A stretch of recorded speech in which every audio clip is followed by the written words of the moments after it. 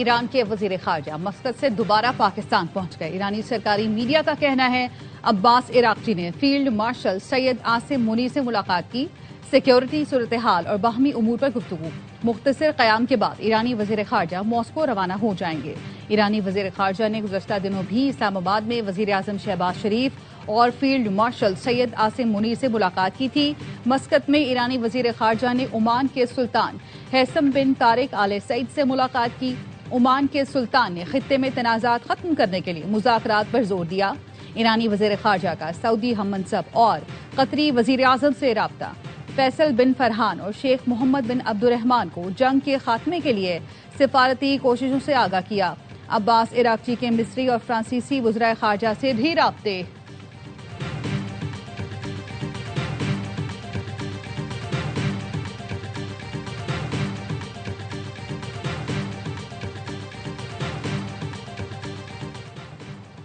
عباس عراقچی کی دوبارہ اسلام آباد آمد مشاورت کا تسلسل ہے۔ ایرانی میڈیا کا کہنا ہے عباس عراقچی کی اسلام آباد آمد جوہری مذاکرات سے متعلق نہیں بلکہ پاکستانی حکام کے ساتھ حالیہ بات چیت کے سلسلے کو آگے بڑھانا ہے۔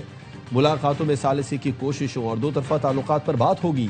ایرانی میڈیا کا دعویٰ ہے کہ ملاقاتوں میں جنگ کے خاتمے کے لیے ایرانی شرائط بھی پہنچائی جا رہی ہیں۔ ایرانی شرائط میں سمندری پابندیوں میں نرمی، مستقبل میں حملے نہ کرنے کی ضمانت سمیت دیگر مطالبات شامل ہیں۔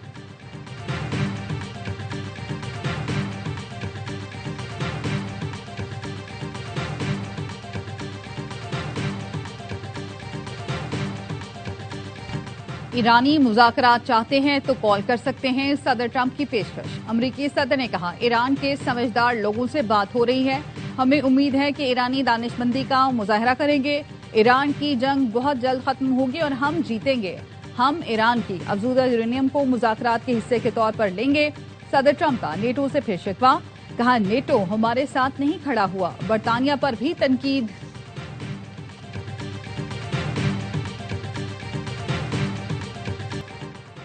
امریکی صدر ٹرمپ کے صحافیوں کے ساتھ سالانہ ڈنر کے دوران فائرنگ، سیکریٹ سروس کے اہلکاروں نے صدر ٹرمپ کو حصار میں لیا۔ صدر ٹرمپ کو تقریب سے باہر لے گئے۔ باہر لے جاتے ہوئے ٹرمپ لڑکھڑا کر گر گئے۔ فائرنگ کے بعد بھگدڑ مچ گئی، کچھ لوگ ٹیبلز کے نیچے چھپ گئے۔ امریکی میڈیا کا کہنا ہے کہ ملزم نے مرکزی دروازے کی طرف آنے کی کوشش میں بال روم کے باہر سیکریٹ سروس اہلکار پر فائرنگ کی، جس سے وہ زخمی ہو گیا۔ نیشنل کیپٹل ریسپانس اسکواڈ نے شوٹر کو حراست میں لے لیا۔ ابتدائی تحقیقات کے مطابق حملہ آور نے سیکیورٹی چیک پوائنٹ کے قریب فائرنگ کی۔ صدر ٹرمپ نے فائرنگ کے واقعے کی سی سی ٹی وی اور تصویریں جاری کر دی۔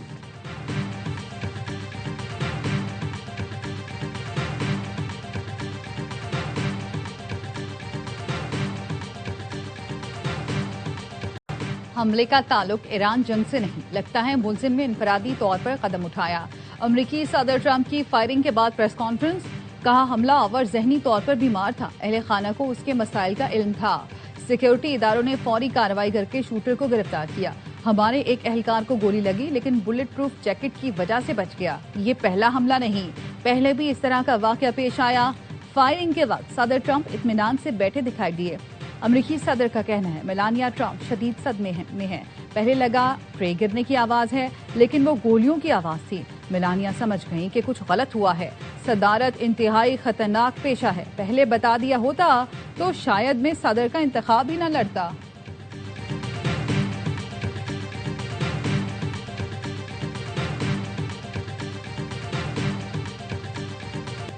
صدر زرداری اور وزیر اعظم شہباز شریف کی وائٹ ہاؤس اشائیے میں فائرنگ کی شدید مذمت۔ آصف زرداری کا صدر ڈونلڈ ٹرمپ اور خاتون اول کے محفوظ رہنے پر اظہار اطمینان، کہا واقعہ دہشت گردی کی گھناؤنی شکل ہے جس کی جتنی بھی مذمت کی جائے کم ہے۔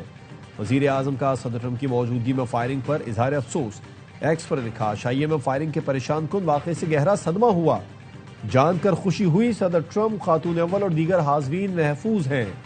نائب وزیر اعظم اسحاق ڈار کا صدر ٹرمپ اور دیگر کے لیے نیک خواہشات کا اظہار۔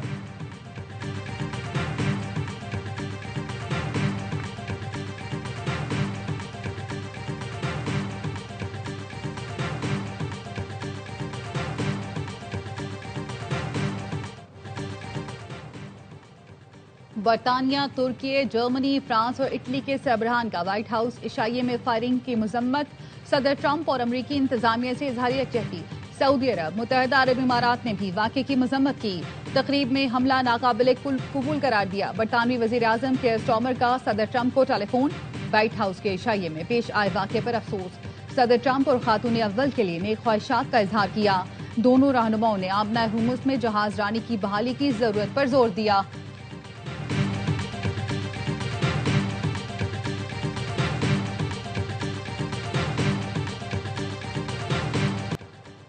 وائٹ ہاؤس کے ڈنر میں فائرنگ کرنے والے ملزم کا نام کولی تھامس ایلن اور عمر 30 سال ہے. وہ کیلیفورنیا کا رہائشی ہے. واشنگٹن ڈی سی کے پولیس چیف جیفری سی کارول کا کہنا ہے کہ مشتبہ شخص اسی ہوٹل میں بطور مہمان ٹھہرا ہوا تھا جہاں یہ تقریب جاری تھی. تفتیش کے سلسلے میں اس کا کمرہ بھی سیل کر دیا گیا. ملزم کے پاس شاٹ گن متعدد چاقو موجود تھے. حکام ویڈیوز کا جائزہ لے رہے ہیں. مشتبہ شخص اندر تک کیسے پہنچا؟ اٹارنی جنرل کا کہنا ہے کہ ملزم کو کل عدالت میں پیش کیا جائے گا.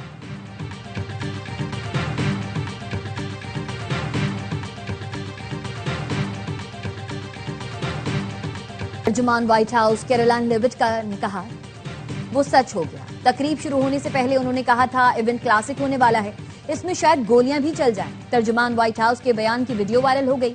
صارفین ان کی بات پوری ہونے پر حیرانی کا اظہار کر رہے ہیں.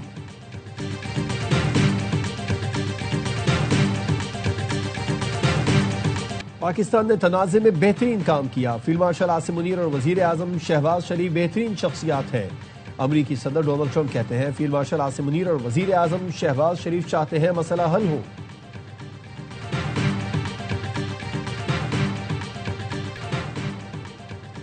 پاک چین تعلقات پاکستان کی خارجہ پالیسی کا بنیادی ستون ہے. صدر آصف زرداری کی چینی صوبے ہینان کے دارالحکومت چانگشا کے دورے میں گفتگو.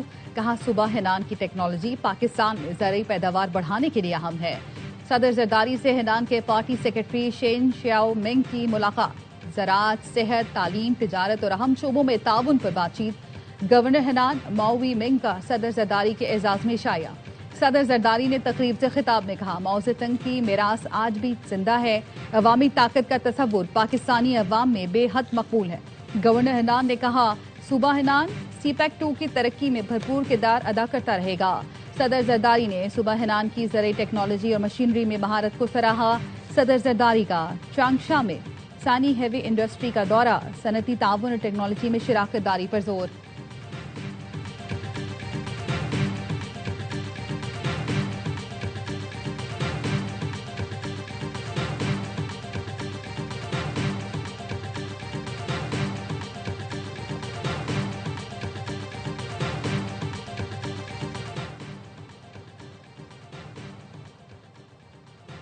امریکی بحریہ نے بحیرہ عرب میں کارروائی کرتے ہوئے تجارتی جہاز MV7 کو روک لیا. سینٹ کام کے مطابق ہیلی کاپٹر کے ذریعے جہاز روکا گیا اور ایران واپس جانے کا حکم دیا گیا.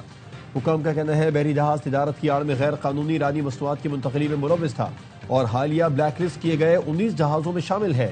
امریکی محکمہ خزانہ نے ایرانی توانائی کی ترسیل پر پابندیاں عائد کر رکھی ہیں. ناکہ بندی کے آغاز سے اب تک 37 جہازوں کا رخ موڑا جا چکا ہے.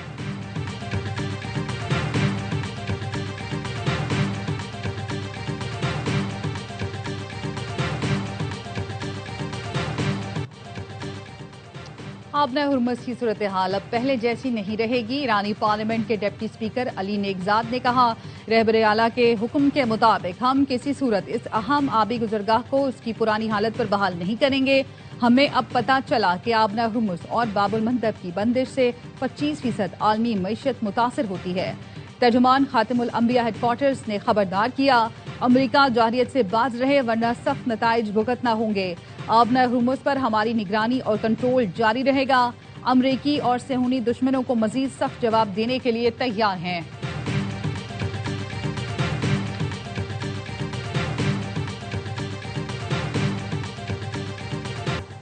ایرانی حملوں سے امریکہ کو اربوں ڈالرز کا نقصان ہوا. امریکی فوجی اڈوں پر نقصان جتنا بتایا گیا اس سے کہیں زیادہ ہے.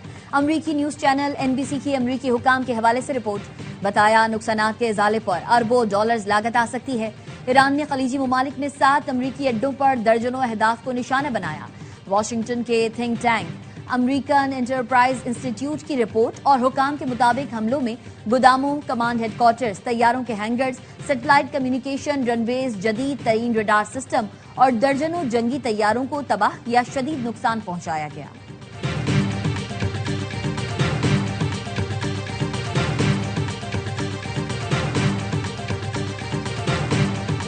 دہشت گردی کو فروغ دے رہا ہے اور پاکستان دہشت گردی کا مقابلہ کر رہا ہے۔ وفاقی وزیر اطلاعات کہتے ہیں پاکستان نے بھارت کے بے بنیاد الزامات کا مؤثر جواب دیا۔ بھارت دہشت گردی کے واقعات کی نہ مذمت کرتا ہے نہ ہی افسوس۔ دہشت گردی کے تانے بانے بھارت سنبھلتے ہیں۔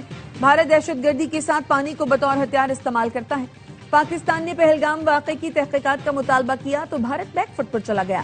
پاکستان کا دفاع مضبوط سے مضبوط تر ہوا ہے۔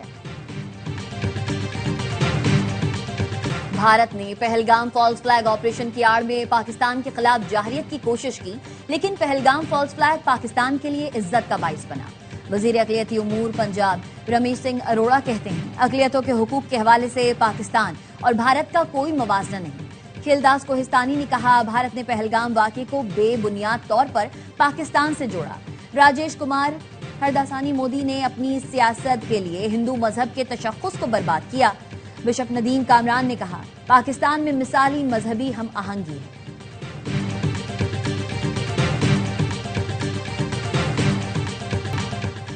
ٹی آر ایف بھارتی خفیہ ایجنسیوں کا مہرہ، بھارتی متضاد بیانات سے پہلگام فالس فلیگ کی حقیقت آشکار ہو گئی۔ پہلگام واقعے کے دوران بھارتی پروپیگنڈا مشینری سیکیورٹی ناکامی کو چھپانے کے لیے جھوٹ اور فریب کا سہارا لیتی رہی۔ بھارتی میڈیا نے حسب روایت من گھڑت پروپیگنڈے کے ذریعے پہلگام واقعے کو پاکستان سے جوڑنے کی ناکام کوشش کی۔ کالعدم تنظیم دی ریزسٹنس فرنٹ نے پہلگام حملے کی ذمہ داری قبول کی۔ پاکستان کے نائب وزیر اعظم اسحاق ڈار نے شواہد کے ساتھ عالمی سطح پر پاکستان کے دو ٹوک موقف کو تسلیم کرایا۔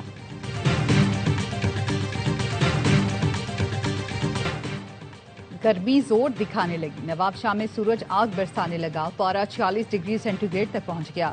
سی بی میں درجہ حرارت 43 جبکہ لاہور میں پارہ 42 ڈگری سینٹی گریڈ ریکارڈ کیا گیا۔ محکمہ موسمیات کی گرمی کی شدت چند روز تک برقرار رہنے کی پیش گوئی۔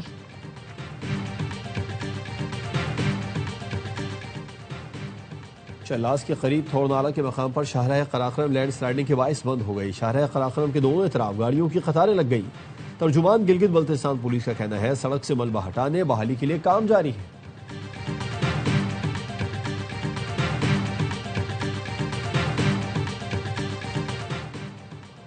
راولپنڈی اسلام آباد میں میٹرو بس سروس جزوی طور پر بحال۔ میٹرو بس صدر اسٹیشن سے شہید ملت اسٹیشن تک مکمل فعال ہو گئی۔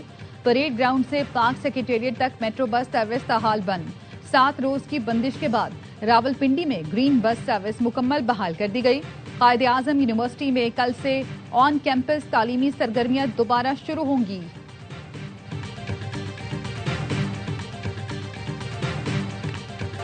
وزیر اعلیٰ مریم نواز نے 50 ایکڑ پر مشتمل پنجاب فلم سٹی کے قیام کا اعلان کر دیا۔ Film city Nawaz Sharif I T city Lahore میں قائم کی جا رہی ہے۔ مریم نواز نے کہا فلم سٹی منصوبہ ملک کا پہلا مکمل end to end media production hub ہے۔ فلم، ٹی وی، اینیمیشن اور ڈیجیٹل میڈیا کے لیے جدید سہولتیں ایک چھت تلے فراہم کی جائیں گی۔ فلم اور میوزک اسکول بھی منصوبے کا حصہ ہوں گے۔ صوبائی وزیر اطلاعات عظمہ بخاری نے بتایا پنجاب کی تاریخ میں پہلی بار فلم انڈسٹری کی بحالی کے لیے 2 ارب روپے مختص کیے گئے۔ وزیر اعلیٰ کی ہدایت پر یونیورسل معیار کے لاہور فلم سٹی پر کام شروع کر دیا گیا۔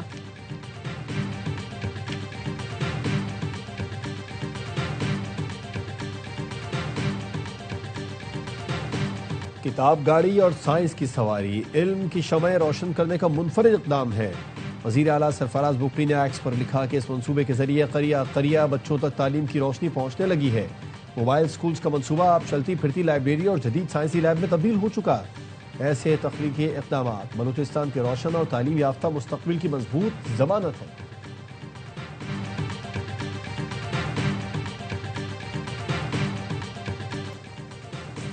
بنوں میں پولیس نے دہشت گردی کا منصوبہ ناکام بنا دیا۔ بم ڈسپوزل اسکواڈ نے سڑک کنارے نصب 3 کلو بارودی مواد کو ناکارہ بنا دیا۔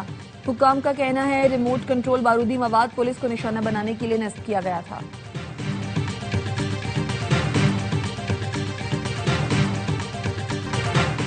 کراچی میں سابق ایس پی کے بیٹے کی فائرنگ سے ایف بی آر انسپیکٹر کے زخمی ہونے کی تحقیقات۔ ملزم آغا شہیر کو فرار میں مدد دینے والے 3 ملزمان گرفتار۔ ملزم مظہر علی کو کراچی، آغا طاہر خان اور آغا مصدق خان کو شکارپور سے گرفتار کیا گیا۔ ملزمان نے اپنے ڈیرے پر آغا شہید کی گاڑی چھپائی تھی۔ ملزمان کو کراچی منتقل کیا جا رہا ہے، تاحال ملزم کا سراغ نہیں لگایا جا سکا ہے۔ ملزم آغا شہیر کے والد کا کہنا ہے چند دن پہلے 4 لڑکوں نے بیٹے کو گاڑی سے اتار کر مارا پیٹا. بیٹی نے بتایا کہ شہیر زخمی ہے. رات 1:30 بجے شہیر باہر گیا, اس کے بعد سے اس کا کچھ پتہ نہیں. پولیس نے اقدام قتل کی. FIR میں دہشت گردی کی دفعات بھی شامل کر دی.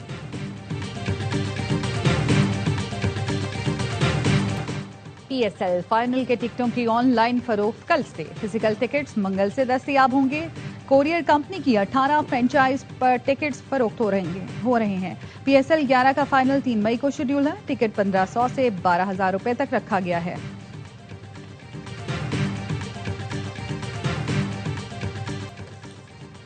کرکٹ کا بڑھائے جوش, ہر لمحہ پرجوش. PSL special. سابق کرکٹر باسط علی اور کامران اکمل کے شاندار تجزیے اور تبصرے. آج بنیں گے اداکارہ ہبہ علی مہمان. سامنا کریں گی وسیم مدانی کے معصومانہ سوالات کا. مصطفیٰ چودھری اور عادی کامیڈی کا تڑکا لگائیں گے.